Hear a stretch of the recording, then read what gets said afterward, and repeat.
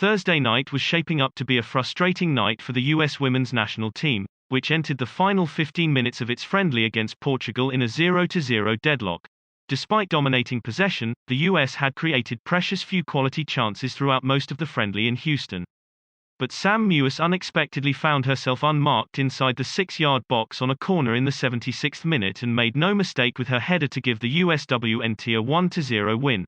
Head coach Vlatko Andonovski fielded his strongest possible starting lineup against the Portuguese, but his star-studded group didn't cause quite as many problems as expected against an unheralded opponent. For the USWNT, Julie Ertz is someone who can't be completely replaced. Unfortunately for Andonovski, he may have to do his best to find a fill-in.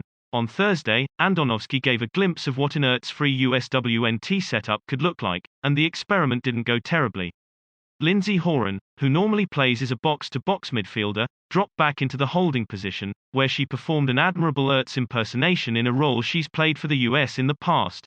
"I told her that she was a monster on the field," Andonovski said after the game, aerial challenges, intercepting balls and controlling the game from all areas of the field. Horan's comfort on the ball is unmatched, but she also showed some of the ball-winning grit that Ertz so frequently contributes. It will be interesting to see if Andonovski opts for a more natural number 6 like Andy Sullivan in the team's next 2 games against Jamaica and Nigeria, or gives another player who normally plays somewhere else, like Emily Sonnett or Tierna Davidson, a shot at the position. The USWNT is more than used to breaking down teams who sit back, and normally, the squad has enough quality to do so. Against a disciplined and resolute Portugal backline on Thursday, though, Andonovski's side struggled. Though it had the lion's share of possession in the first half, the US failed to create any gilt-edged chances, with Kristen Press's volley that drew a kick save from Ines Pereira the best of the bunch. Things got better in the second half in terms of chance creation, but Alex Morgan was then guilty of missing 2 excellent opportunities before Carly Lloyd's late goal was pulled back after an offside flag was raised.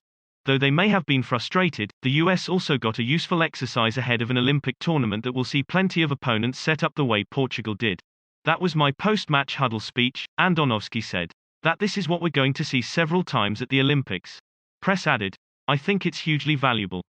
We face all different types of opponents in preparation for this Olympics, and I think the style of play we went up against tonight is something we absolutely could see." Andonovski will have some tough decisions to make following his team's 3 friendlies, as he will name his 18-player Olympic roster at the end of the team's camp. When it comes to his final picks though, the coach won't have much to go on from Thursday's game film. Andonovski opted for possibly his strongest lineup against Portugal, and didn't introduce any subs until the 73rd minute. The coach could have been attempting to replicate the Olympic group stage, where he's likely to start with his strongest side in his team's opener against Sweden before rotating his squad in subsequent games against New Zealand and Australia. Expect plenty of bubble players to get their shot on Sunday against Jamaica and Wednesday against Nigeria. "We will see rotation," Andonovski said. "We have to be careful from the management standpoint, but also there are some things that we want to see in the next couple games that will be another reason we're going to rotate players.